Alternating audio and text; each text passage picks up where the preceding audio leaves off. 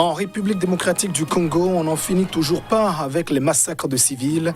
Au moins 16 personnes, dont des enfants, ont été tuées lors de massacres en Ituri, dans le nord-est du pays.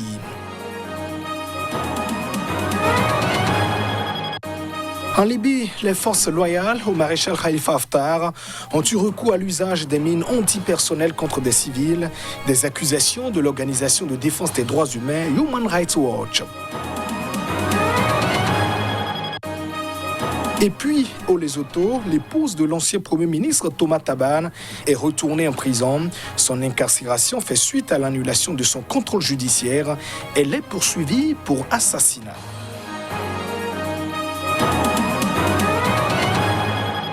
Et voilà pour le sommaire de cette édition. Merci de nous choisir pour vous informer. En République démocratique du Congo, au moins 16 civils, dont 5 enfants, ont été tués lors d'un nouveau massacre dans la nuit de mardi à mercredi. En Ituri, situé dans le nord-est du pays, le bilan a été confirmé par une source locale. Le bilan, qui est encore provisoire, fait état de 16 personnes tuées par armes blanches et armes à feu. Les personnes tuées sont 4 hommes, 7 femmes et 5 enfants, tous des moins de 5 ans, selon des autorités du territoire de Djougou. Le bilan a été confirmé par une source au sein de la mission des Nations Unies au Congo, MONUSCO, à Bunia, le chef-lieu de la province de l'Ituri. Ce nouveau massacre sur le territoire de Djougou, au nord de Bunia, a de nouveau été attribué par les autorités à des éléments armés du groupe ethnico-mystique Coopérative pour le développement du Congo, CODECO. La CODECO est accusée du massacre de plus de 300 civils depuis le début de l'année. Les violences ont provoqué le déplacement de 200 000 personnes, d'après l'Agence des Nations Unies pour les réfugiés. Ce groupe prétend défendre les intérêts et les terres de la communauté Landou, majoritairement composée d'agriculteurs. Selon un rapport du Bureau des droits de l'homme de l'ONU, publié en janvier dernier, ces victimes sont majoritairement des membres de la communauté Emma, des éleveurs et des commerçants. En Angola, des combats ont opposé le mardi soir, l'armée à la guérilla du Front de libération de l'enclave de Cabinda, dans le nord-ouest du pays. C'est ce qu'ont donc indiqué ce mercredi les deux parties. Les séparatistes ont avancé un bilan de 12 morts. Parmi les victimes figurent 4 soldats, 2 membres du Front et 6 civils. Selon la même source, les combats ont été aussi confirmés par un responsable de l'armée qui n'a donc toutefois pas avancé un bilan depuis plus d'une quarantaine d'années. Le Front de libération de l'enclave de Cabinda mène sur ce territoire riche en pétrole la guérilla contre le pouvoir central, décidé donc à en finir avec les différents séparatistes. On se rend à présent au Lesotho justement, où le séjour carcéral reprend pour l'épouse de l'ancien Premier ministre, Maïssa Thabane. Elle est retournée en prison ce mercredi. Son incarcération intervient après l'annulation par la justice de son contrôle judiciaire pour le meurtre de la première femme de son mari. La liberté dont jouissait Maïssa Thabane était devenue fragile depuis l'annulation de son contrôle judiciaire consécutive à la démission de son mari Thomas Thabane. Âgée de 43 ans, elle avait été inculpée en février pour sa participation à l'assassinat en 2017 de Lipolelo Thabane, la première femme de l'ancien chef du gouvernement Thomas Thabane. Quelques semaines après le crime, elle avait épousé le Premier ministre. La décision de la Haute Cour de vous accorder la liberté conditionnelle a été annulée par la Cour d'appel, lui a rappelé mercredi le juge à Maseru, la capitale. Vous resterez au centre pénitentiaire. Vous êtes de nouveau convoqué le 16 juin 2020. Maïssa Thabane, vêtue d'un survêtement, d'un manteau marron et de baskets, a simplement répondu au magistrat « Oui, je comprends ». Madame Thabane avait déjà passé quelques heures en prison en début d'année avant d'obtenir sa libération conditionnelle en échange du paiement d'une caution d'environ 50 €. Après l'annulation des mesures de contrôle judiciaire dont elle bénéficiait, la police n'avait pas pu immédiatement procéder à son arrestation car elle se trouvait en Afrique du Sud voisine avec son époux venu s'y faire soigner.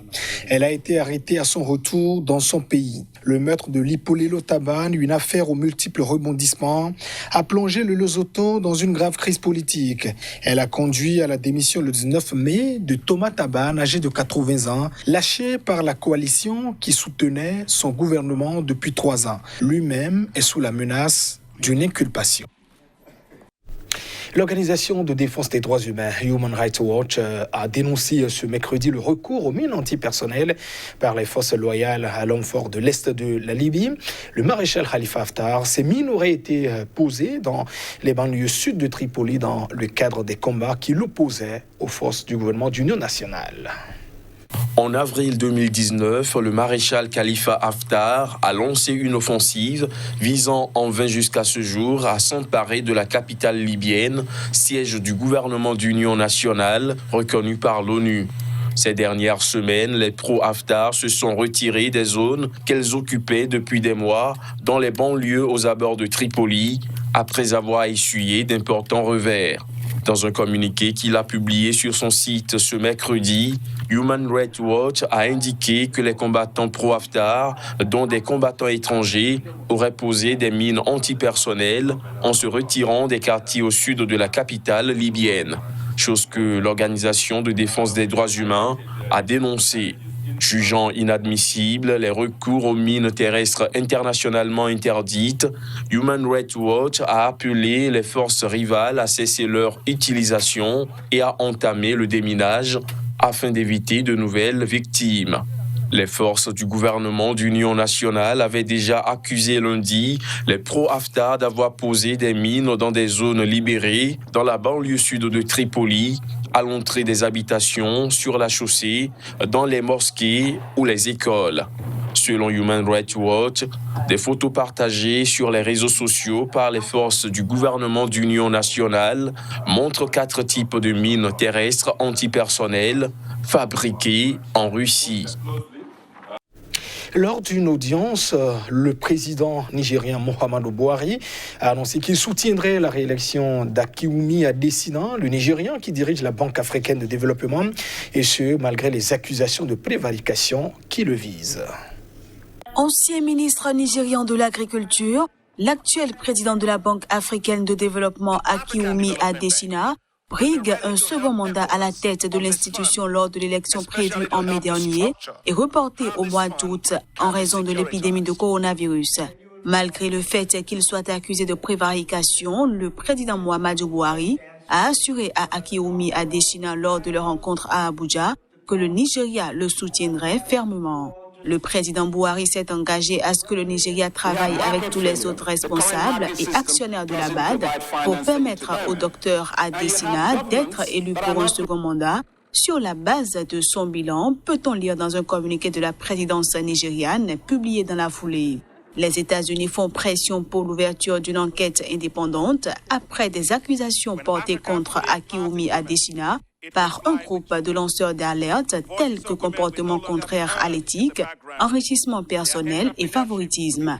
Mais la semaine dernière, à l'issue d'une réunion du bureau du Conseil des gouverneurs de la BAD pour examiner l'affaire, aucune décision n'avait finalement été prise, avait affirmé sa présidente, Niale Kaba, également ministre ivoirienne du Plan et du Développement. Économiste spécialiste du développement, Akinwumi Adesina a de son côté clamé son innocence dans un communiqué ce mercredi et a affirmé qu'il allait continuer à travailler. Il est actuellement le seul candidat pour un second mandat de 5 ans à la tête de l'institution panafricaine de développement. À noter que le Nigeria est le premier actionnaire de la BAD et Akinwumi Adesina, le premier Nigérian à diriger l'institution depuis sa création en 1964. Au Mali, les enseignants étaient absents des classes ce mardi. La reprise partielle des cours, après 2 mois de fermeture, a été boycottée par ces éducateurs du secteur public. C'est ce qu'a donc indiqué une source syndicale. La reprise des cours concernait les élèves des classes dites d'examen du primaire et du secondaire, ainsi que des instituts de formation des maîtres. Les syndicats de l'enseignement avaient relancé en janvier des mouvements de grève pour réclamer des augmentations de salaire promises selon eux depuis octobre 2016 par les autorités mais jamais mises en œuvre. 7 syndicats de l'enseignement public ont donc boycotté mardi la reprise des cours pour protester aussi contre le manque de dispositions dans les établissements pour protéger les uns et les autres du risque de contamination, a déclaré Sambou Dadié Fofana, secrétaire général du syndicat national des enseignants du secondaire. La grève ne concerne pas les écoles privées, mais là aussi, il n'était pas possible d'avoir dans l'immédiat des informations sur le nombre d'élèves ayant repris le chemin de l'école. La réouverture des autres classes qui ne sont pas des classes d'examen interviendra le 1er septembre 2020, avait déclaré le ministre. Il a promis que toutes les mesures de prévention de la pandémie seront observées et lancé un cri de cœur aux enseignants pour qu'ils retournent en classe. Le Mali a déclaré officiellement plus de 1300 cas de contamination et 78 décès. La Guinée équatoriale exige le départ de la représentante de l'Organisation mondiale de la santé. Elle est accusée de gonfler le bilan lié au coronavirus dans ce pays situé en Afrique centrale. Les autorités équato-guinéennes demandent au Bureau régional de l'OMS pour l'Afrique de mettre un terme aux fonctions du docteur Trifoni Nkurunziza et de veiller immédiatement à son départ de Malabo. C'est ce que l'on peut retenir du procès-verbal du ministère des Affaires étrangères et de la coopération daté du 26 mai que l'AFP a pu consulter ce mardi. Vendredi dernier, devant le Sénat, le Premier ministre équato-guinéen Pascual Obama Assoué a accusé la représentante d'avoir falsifié les données de personnes contaminées par le Covid-19. Nous n'avons pas de problème avec l'OMS, nous avons un problème avec la représentante de l'OMS à Malabo, a-t-il ajouté au cours d'une session retransmise par la télévision d'État. Le gouvernement a affirmé qu'il y a 1306 cas connus de coronavirus et 12 morts début juin pour 1,3 million d'habitants. Mais les autorités ont cessé de mettre ce bilan à jour quotidiennement depuis le 28 avril, l'actualisant seulement de temps à autre. Sous couvert de l'anonymat, un responsable du Bureau des Nations Unies à Malabo a indiqué que Trifoni Nkurunziza n'a pas encore quitté Malabo parce qu'il n'y a pas, pour l'heure, de vol. Se prononçant sur la question, le site d'information Radio Makuto, basé en Espagne et proche de l'opposition, a affirmé dans un tweet que si l'OMS arrête de donner les chiffres du Covid-19, il sera difficile d'avoir les vraies données sur l'évolution de la pandémie en Guinée équatoriale, dirigée par le président Teodoro Obiang Nguema depuis 40 ans. Et c'est la fin de cette édition. Merci de votre attention. Au revoir.